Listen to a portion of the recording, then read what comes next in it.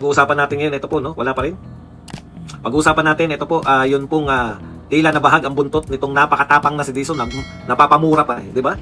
Nung nag-inspection po rito sa anong tawag natin dyan? Sa Davao City, dyan sa baha na naganap dyan, napapamura pa, ang tapang, kala mo talaga. Nung kinumpronta po ni Pulong Duterte, nabahag po yata ang buntot nitong matapang na si Vince Dizon. At nagsabing, magtulungan na lang tayo. Nawala yung tapang. Huwag kasing dahanin sa akala nyo kasi magagamit pa ninyo yung baha sa Davao.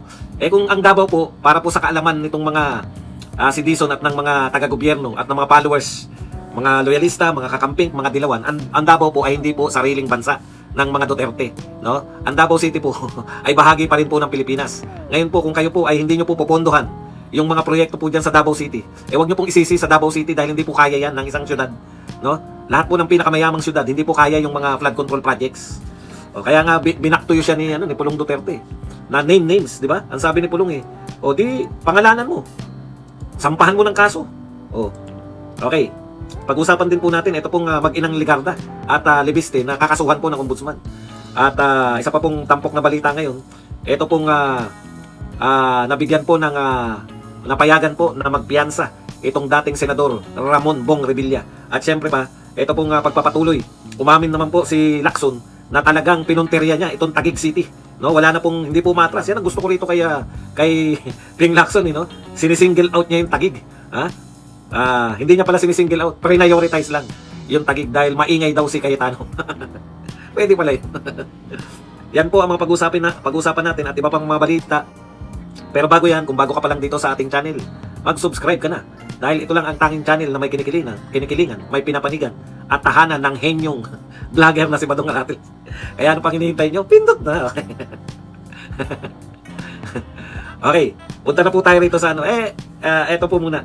Nagpahayag na po yung Abante News. Ito yung binanatan ni BP Sara, no? Ito po ang sabi ng Abante News. Ito po yung binanat ni BP Sara na pinapakita yung splice video na gusto na namang ipakita na si Vice President Sara Duterte ay nag-hire na naman. Okay. Pahayag ng Abante News kay Vice President Sara Duterte. Hindi eksklusibong source ang Abante ng naturang video. Marami ring ibang media outlets ang nagbahagi ng parehong clip. Kung ang issue ay ang konteksto ng pagkaka-edit nito, nararapat na maging pare-pareho pamantayan at hindi lamang Abante ang matukoy. Mahirap. Etong editor ng Abante, mahirap pong mahirap makasama to, no? Siya lang po ang tinukoy ni Vice President Sara Duterte, nandamay pa. Ang sama ng ugali mo. Ikaw yung naringgan, ikaw yung nakitaan. Hindi mo po pwedeng sabihin parang parang traffic violation, di ba? Ikaw yung nahuli ng traffic enforcer, tapos sasabihin mo, bakit yung iba po hindi nyo hinuhuli? Ang tanong, meron ka bang maling ginawa, Abante? Hindi si Abante Congressman, Abante News. Kung may mali kang ginawa at aminado ka, wag mong idama yung ibang media at sila hindi nahuli, ikaw ang nahuli. Ang pangit ng ugali mo, no? Ang pangit ng ugali ng gano'n. Ang sama ng ugali no na alam nyong gumagawa kayo ng kabulastugan. Ikaw ang nahuli. Ang una mong ginawa, bakit ako lang? Bakit yung iba? Ano sa tingin mo? Kung bakit yung iba hindi? Suwabe sila. Masyado kayong garapal. Tuloy natin. Gayunpaman, bilang paggalang at pagpapakita ng pananagutan, humihingi ng paumanhin ang Abantes sa Vice Presidente. Salamat sa OBP at sa kanilang staff sa patuloy na pagsubaybay sa nilalaman ng Abante. Humingi ka nga ng tawad, alam mong may mali kay. Di ba? Alam nyong mali yung ginawa ninyo dyan sa Abante News. Ang problema ko dyan, no? Kumbaga, palusutin yung ginagawa nyo. Nung hindi kayo nakalusot, gusto mo lahat na ng media. Ikaw nga nahuli. Masamang ugali yan. Alam mong may ginawa kang mali, tapos pag nahuli ka, damay-damay. Yan. Huwag kayong magtiwala dyan. Kayong mga media, papahama kayo na. Di ba? Okay. Ano pa mga balita? Bago tayo. Ito, unahin na natin tong si Lacson. Sabi ni Lacson, hindi ko sinisingle out yung Taguig. Pinaprioritize ko lang. Hindi raw sininggle out, prioritize. Dahil sa ingay ni Senator Alan Peter Cayetano. Katulad nito, umaamin. At least umamin siya na pinipersonal niya. Di ba? Ito po ang mga pahayag pa nito ni Ang ingay-ingay kasi ni Cayetano, kaya prioritize ko yung Taguig. Pero meron po tayo, bagamat hindi sinasadya, ni Ping Lacson, may naibulgar siya rito Natingin natin ay talagang yari siya rito. Basahin natin Itinanggi ni Senator Ping Lacson na sinisingle out niyang Taguig City na baluarte ni Senator Alan Peter Cayetano kaugnay ng maanumalyang flood control projects. Lahat yan nasa baul namin nung nagsimula kami sa Blue Ribbon. So may baul pala. Lahat daw ng mga anomalya meron siya sa baul. All the time. Lahat ng files na yan nandoon sa amin. Hindi lang namin nakakalkal sa dami. We were overwhelmed. Paliwanag ng senador. Hindi ako magpapaka-ipokrito. Talagang kinalkal namin yung Taguig. Sabi ko, mag-focus tayo rito kasi ang ingay-ingay nito. Tingnan po ninyo, unang pag-amin ni Lacson, lahat ng mga files, marami silang files tungkol dyan sa flood control. Halos lahat na meron na silang files. Ang dami-dami daw. Ayan, no? Ulitin ko to, ha. Lahat yan nasa baul namin nung nagsimula kami sa Blue Ribbon. So, ibig sabihin, may baul sila ng mga kaso ng flood control. Hawak ni Lacson. All the time, lahat ng files na yan, nandoon sa amin. Hindi lang namin nakakalkal sa dami. We were overwhelmed. Ngayon, dahil na-overwhelmed sila, kaya ang solusyon ni Ping Lacson, wag nang mag-imbestiga. Wag nang magtawag ng investigasyon sa Blue Ribbon. Parang mali po yata yun. Kung ang tao po na-overwhelm ng mga anomalya, ang dami nitong ano na to, lalo po siyang magsisikap na unti-untiin, na ibulgar, unti-untiin imbestigahan ito dahil sa dami.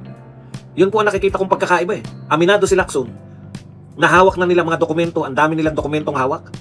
Tingnan niyo po, yung sinasabi ng ombudsman, pag-aaralan nila yung dokumentong galing kay Lacson. So ibig sabihin, ang dami na pong dokumento ni Lacson tungkol po sa mga katiwalian sa flood control. Hinuhold niya. Hindi po nila iniimbestigahan. Yung sinasabi po na where the evidence will lead us, hawak na po nila mga ebidensya. Ayan, aminado si Lacson. Pero magpo-focus lang siya kung sino yung gusto niyang pokusan. Grabe po tong revelasyon na to. Bakit po ayaw ninyong isa-isahin yan? Kahit po ba abutin kayo ng 10 taon? Kung 6 na taon po, sa dami ng sinasabi ninyong mga dokumento kayong hawak na may kinalaman sa anomalya.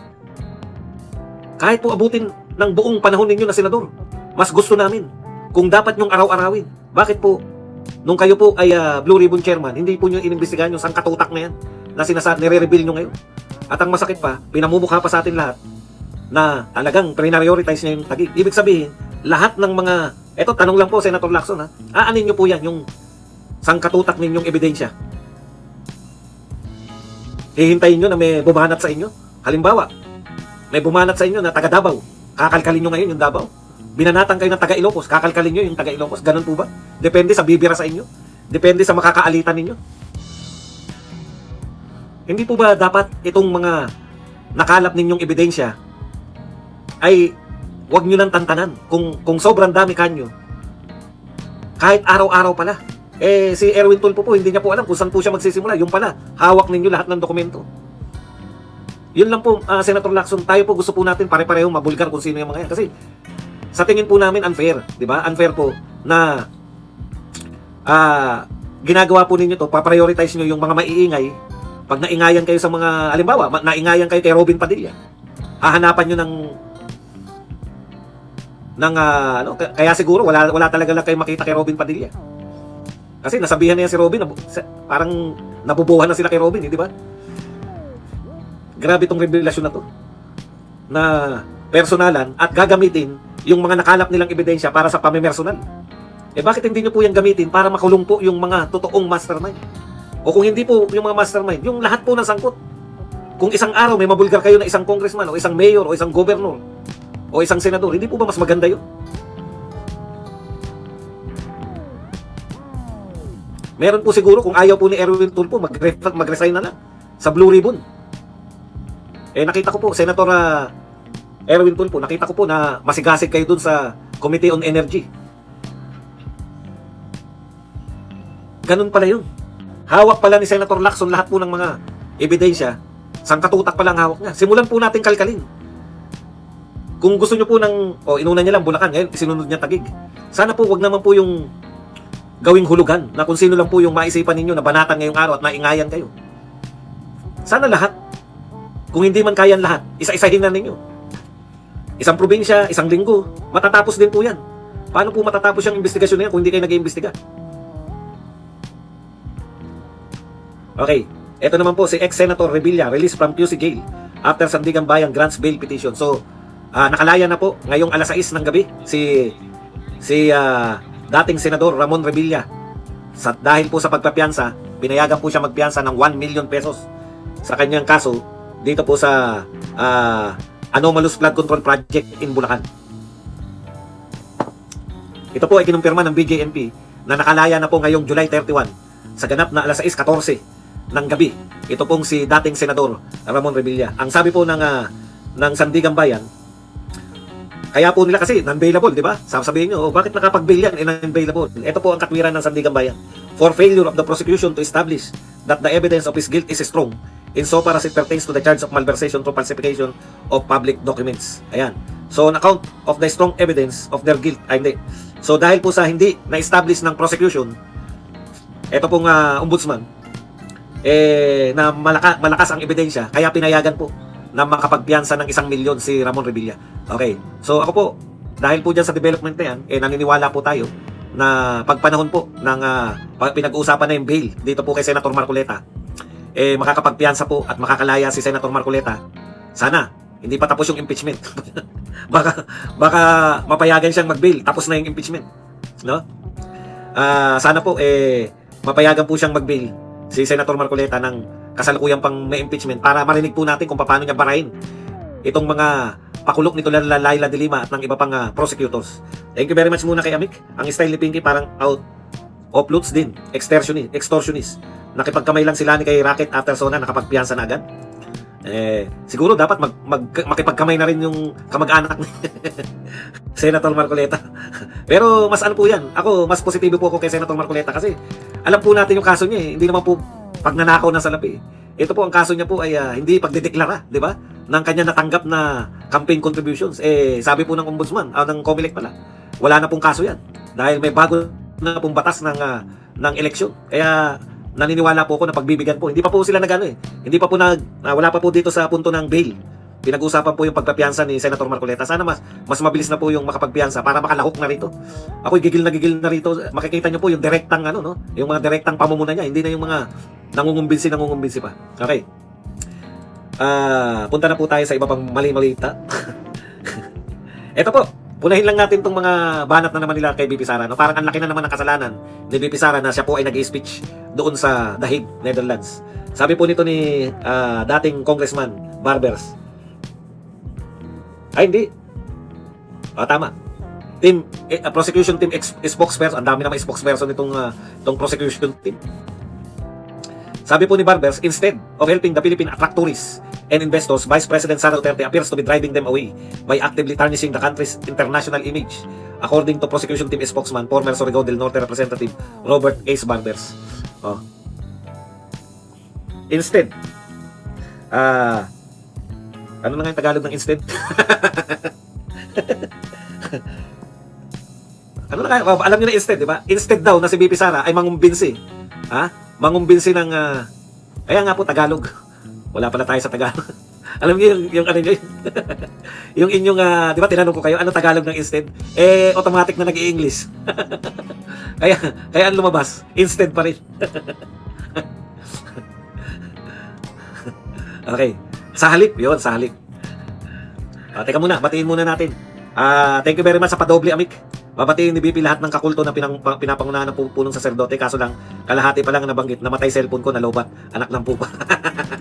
Okay, sa halip po. Imbis o sa halip na si BP Sara po ay manghikayat ng mga turista at saka ng foreign investors, paninira pa raw ang ginagawa ni BP Sara sa international community. Ako natatawa na talaga In the first place, Congressman Barbers, bakit po ba naroon si BP Sara sa dahig sa tingin ninyo? Nakakulong yung tatay. Sino po nagpakulong kaya sa tatay niya? Hindi po ba pinagmalaki pa ni BBM na dinala doon? Mga tauhan po ni BBM lahat yun. Yung mga nagpakulong. At yung magkapatid na Rimulya, yung pong sa transnational crime, NBI ba yun? Sino ba yung kalbo? Sila Canilaw? O mga tauhan niyo po yan lahat nagpakulong. Si Torre, General Torre, si General Marbil. Nagtataka ko dito sa mga to. Ang gusto pala ninyo, matapos ipakulong yung tatay ni BP Sara, pupunta doon at ang gusto pala ninyo, mag-iimbita si BP Sara. Protesta po yun. Nagpo-protesta po si BP Sara sa ICC. At hindi po siya naninira. Hindi po ang binabanatan yung gobyerno. Indirectly, talagang masasaktan yung gobyerno.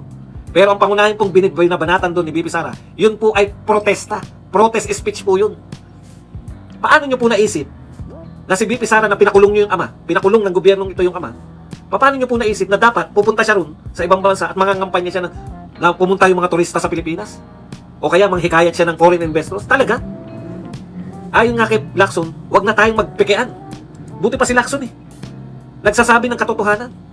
Talagang pinunteriya niya. Sabi niya, pinunteriya ko yung Taguig. Prioritize yung Taguig dahil ang ingay-ingay. Tapos sasabihin nyo ngayon, imbes daw na manawagan ng talaga? Sa tingin ninyo, pag pinakulong yung ama, mananawagan na, yung mga taga-Europe po, kaya po ako narito. Dahil iniimbitahan ko kayo na, hindi ba napaka-peke naman ng ni BP Sara kung gano'n ang gagawin? Hindi ko maintindihan yung logic eh. Pinakulong nyo yung tatay, inuusig ninyo, ikaw mismo bahagi ka ng umuusig dahil prosecution team ka. Inuusig ninyo si BP Sara. At sa tingin ninyo, dapat pag lumabas si BP Sara, sa tingin ninyo, mangangampanya siya para sa turismo at saka foreign investment. Antindi naman ng inaasahan ninyo kay BP Sara. Thank you very much, Amik, sa patriple. Anong gusto nila? Sabihin ni Inday na mag-invest kayo sa Pinas. Ang galing ng presidente, magnakaw ng mangindap. O, di ba? Ayan, no? Sabi ni Amik. Napaka-illogical na po ng ating mga DDH. Real talk po. Wala na po sila sa... Ang gusto pala nila iganti ni BP Sara sa pagsusuplong sa kanya sa impeachment. At saka, sa pagpapakulong sa tatay at panggigipit sa mga kaalyado. Lahat ng supporter ni BP Sara may nakaambang kaso eh. Ang tingin pala niya, ang dapat ganti ni BP Sara manawagan ng turismo at saka foreign investors. Hindi ko po maintindihan. Para na rin nilang inamin na yung paglabas-labas ng bansa ni PBBM ay wala pong silbi, wala po siya nahihikaya. Inamin na nila yan. Bakit kinakailangan si BP Sara? Asahan nyo rin yan.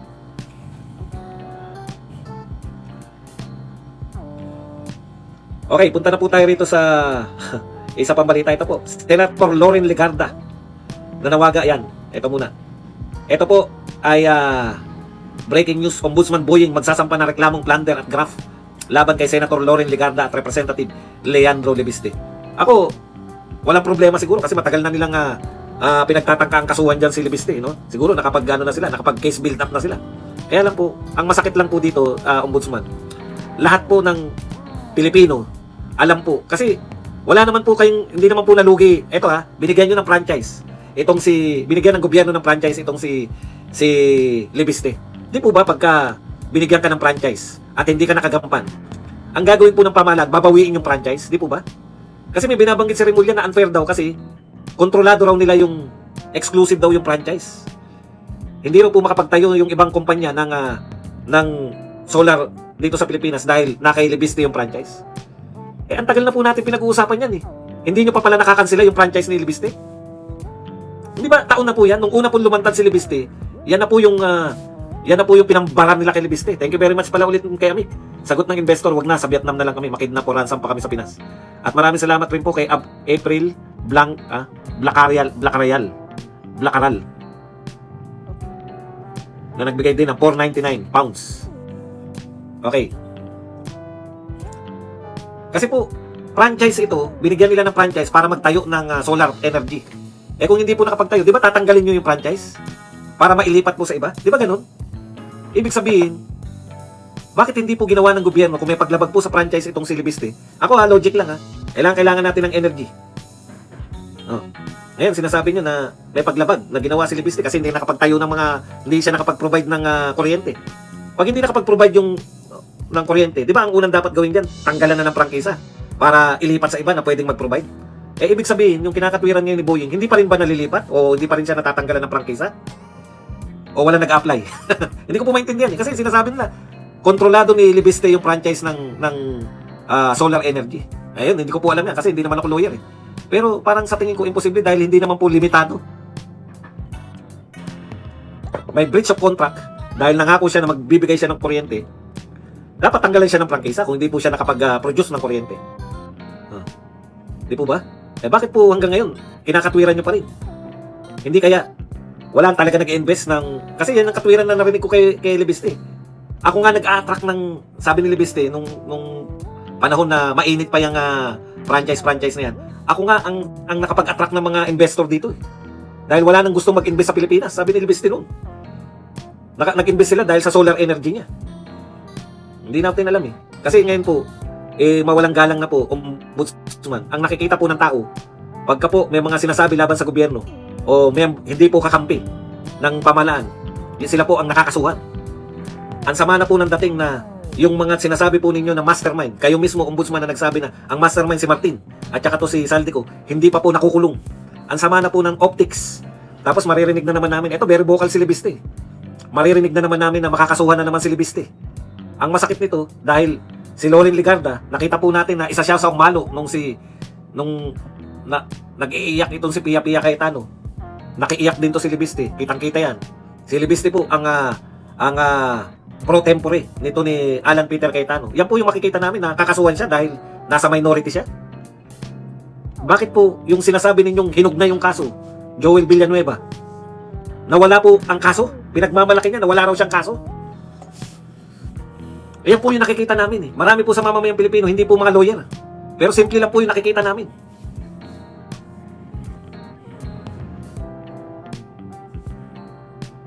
Maaari po sila may mga paglabag, pero bakit po yung napakalaking paglabag, yung talagang trilyon po ang nawalang pera ng tao, bakit po parang walang nakukulong dahil dun?